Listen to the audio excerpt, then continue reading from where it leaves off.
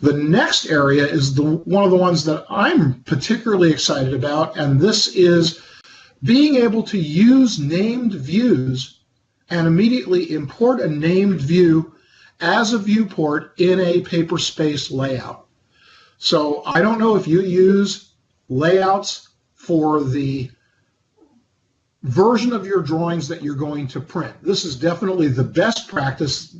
Layouts, of course, have been around, and paper space has been around for years, but I still know a lot of people just produce everything in model space and just print from model space, and then they have to deal with whether or not they've created text and annotations and dimensions with proper text height and arrow sizes.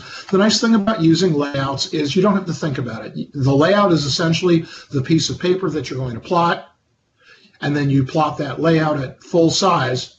But if you create named views in model space, it's now very simple. There's a new command that will simply bring that named view into your paper space layout as a viewport in that layout.